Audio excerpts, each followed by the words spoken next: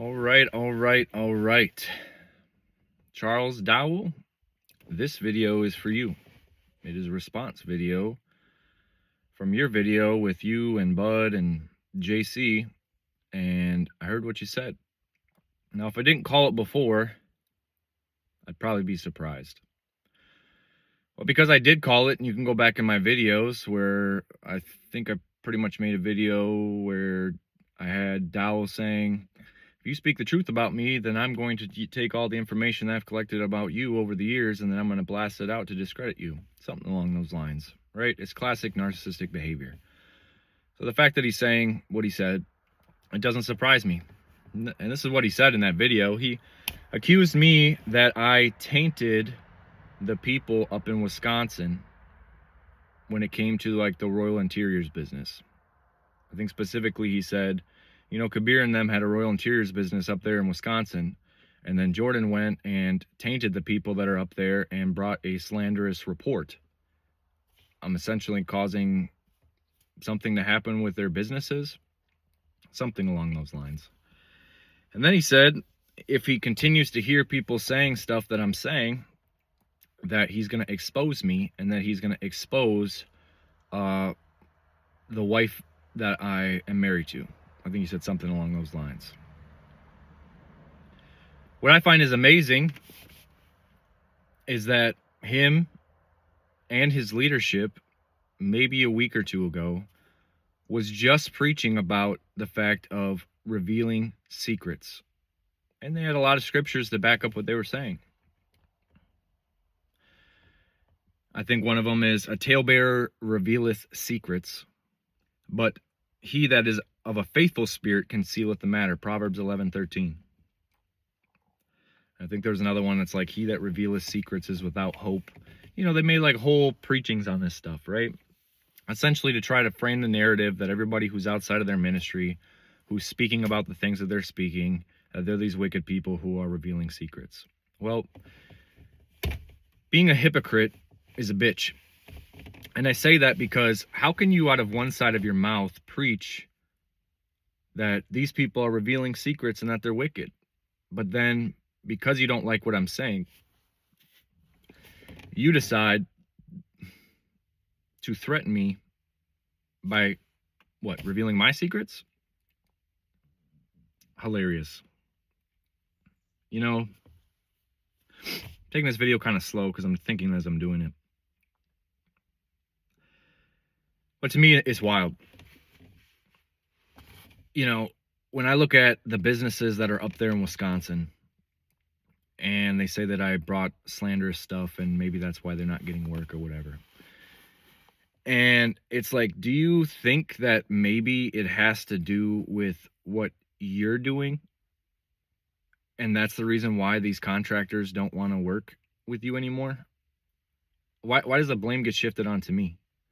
I mean, is it possible that I plastered a house for a contractor that Ryan framed, and that contractor said that was the worst framing that he has ever seen in his life, where a wall in a main living room is 3.5 inches out of square, where they have to reframe the whole wall, and I'm the one that's sitting there having to refix it with the plaster and with the drywall? Is that a possibility of maybe why they don't want to work with you? Is it possible they don't want to work with you because when you do their tax information stuff and they claim how much they paid you, that you turn around and say that you didn't receive any funds from them? Is it maybe that's the reason why they don't want to work with you? Is it possible they don't want to work with you because you have illegal immigrants working for your companies? Is it possible they don't want to work with you because not a single one of the employees that works for these companies is covered under workers' comp or any form of insurance whatsoever at all? You think maybe that's the reason why? Because, I mean, that makes more sense to me. I mean, but I'm being accused that I went and told all these people who knows what they believe. But maybe the fact is that I formed the relationships with these contractors and they want to continue to work with me because they can trust me, and they don't want to work with you because they can't trust you. Is that a possibility? I mean, that's what it looks like to me. I mean, this stuff is just wild. And this makes me think, like, have I become your enemy because I speak the truth? And what I want to know is, what have I said in my videos that hasn't been true? That's what I want to know. Was it true that Kabir was talking to heathens, wishing them a happy birthday? Yes, it is. I put the evidence up on my YouTube channel. Is it true that Tristan Fletchenberger was making alcohol at Praiseland, and then he was going across state lines and selling it down in Lafayette, Tennessee during the feasts illegally because he doesn't have a license to sell alcohol? Is that possibly true? Because I've witnessed it. I know that to be true. And then who was the one who was benefiting from his sales? Was His Servant Foundation not receiving the funds from the alcohol sales that were down there? And Tristan would get a portion of it, making Kabir an accomplice? Is that not true? Is that not true?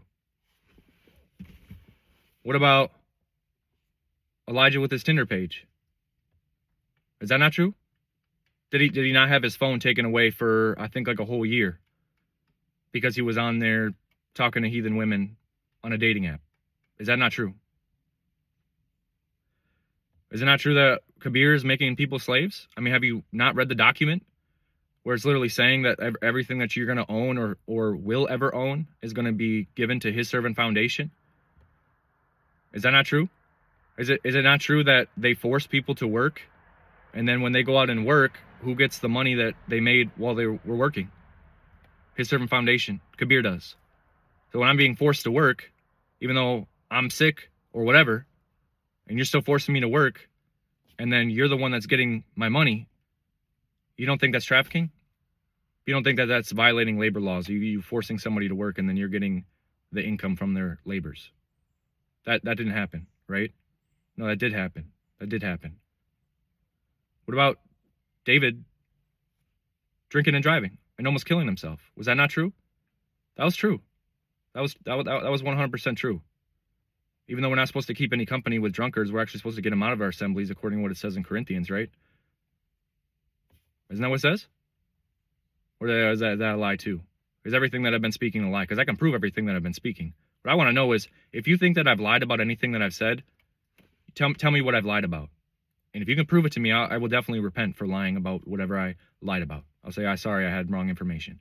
But the stuff that I've been speaking about is stuff I have firsthand witness knowledge of, or I've talked to somebody else who had firsthand witness knowledge of it, and they have the proof.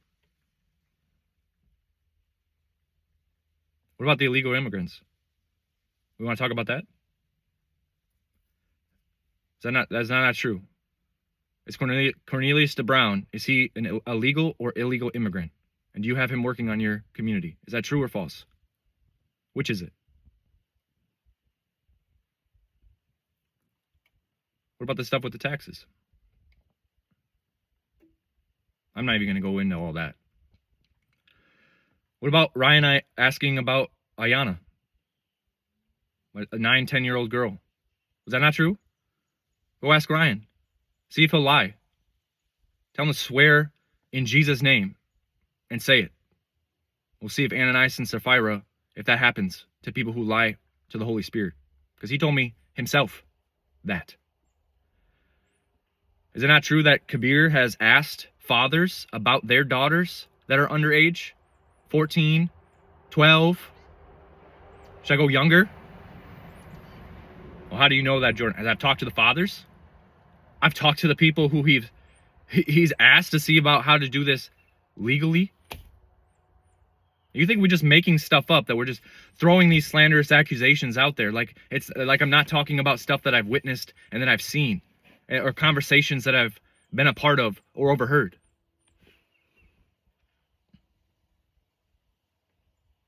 What about beating your son 39 times with a rubber hose? Did I not prove that? Is that not your voice on the recording? You telling it to everybody? It wasn't a private thing. It's not a secret. You told the whole community what you were doing. You've demonstrated in front of the whole community how hard you use that rubber hose. And any of you who doesn't think that that's child abuse, let me come and beat you 39 times with that rubber hose as hard as Kabir does it, and you tell me I didn't abuse you.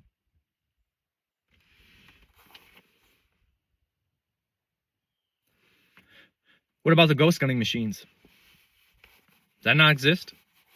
His Servant Foundation wasn't purchasing 80% lowers and then milling them out and then going across state lines with those guns going down to Tennessee? That didn't happen though, right? No, that did happen.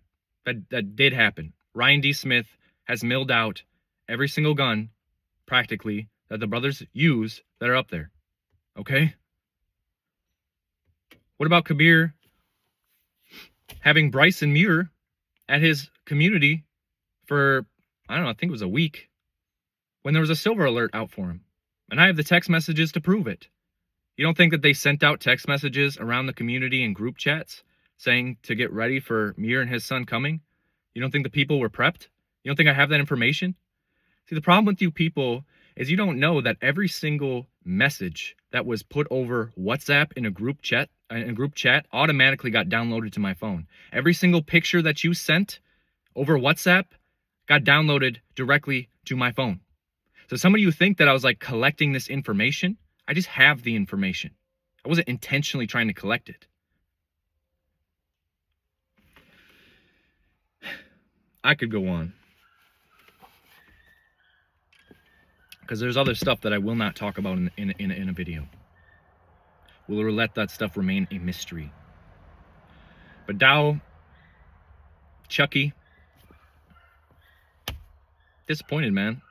The fact that you would threaten me to expose me, but you got nothing to expose of how I broke in the Torah at all. That would be funny to see what you have to say, because the stuff that you might try to say about me, your leadership, who's still a part of your ministry, has done worse. I mean, should we not talk about Deacon with Jocelyn? How he forced her to have sex with him, and then she went out and cheated on him and got pregnant by another man, and then he essentially forced her to stay at Praiseland, taking away her phone and all that kind of stuff, until they found out who if the baby was his or not. Did that not happen? These things are true. Like, they're not slanderous accusations. They're not something that I'm like sitting here meditating on my bed. Like, how can I come up with a story that like people are going to believe? I just have to tell the truth. And I've told Kabir that. I said, you're going to lie on me. You're going to slander me. You make the whole community view me in a negative way. Make Dowell view me in a way, because who knows what you told him. And then, yeah, it's just funny. You guys are funny. You get mad when people tell the truth about you. And so what you try to do, you try to silence them by threatening that you're going to expose something about them. You guys are narcissists, man. You guys don't see it, but those who have eyes to see and ears to hear, they clearly see it. And all of you who idolize Dowell, what does the word say? When you worship an idol, you become like the idol. You can't see, you can't hear, your heart is numb, you can't think, can't speak, because you're just like your idol. And some of you think that because you're not bowing down and quote unquote making it a worship service towards a man, that you haven't made that person an idol. But when they can speak lies and you believe them over people speaking the truth, you've made this person an idol. You have elevated them above the truth. That's why I have so much peace. I love where I'm at. I love the land that I live on. I love the saints that I'm able to fellowship with. Contrary to popular belief, we are fellowshipping still. There is a network of saints that does still fellowship. There's a lot of people who are not a part of Straightway, but are still Israelites. And we striving to be holy still. We don't need to be a part of your ministry to be a part of Israel. All Israel shall be saved. Not Straightway, not some other group. It's Israel. So the fact that you don't consider them to be Israel doesn't mean that they're not Israel, just because they're not a part of your ministry. And I give you this challenge. I'm going to put a challenge out there. We'll see how much of a man you truly are, because I don't think that you can accomplish this challenge. I'll be extremely surprised if you're able to accomplish this challenge. I want to see you, Dowell, go a whole year, Chucky, without speaking evil of the people who have left your ministry. One whole year. Just focus on the people who are there. But you can't do it. Every week, almost every video, you got to talk about some person who's left. Whether it's Rufus, the Beckers, the Bells, me, Gino Jennings, who's never part of your ministry, or any of these other people. Why do you have to continuously speak about these people who are not even a part of your assembly? It's because you can't help it. That's what narcissists do. They have to create drama. And then they come in there like the hero, putting an end to the drama. It's sick. Literally sick. I almost didn't want to make this video for the aspect it's just going to give you more to go off of. You love this shit, so that way you can sit there and, oh, I'm going to get him. And then you got content for your YouTube. You got content for your blog talk. It's funny because you call us content creators, the people who are making content. Dude, you're the biggest content creator I know that is a quote-unquote Israelite. And you make stuff that has nothing to do with your ministry. You make videos, but you don't call it content creation. You say you're fishing.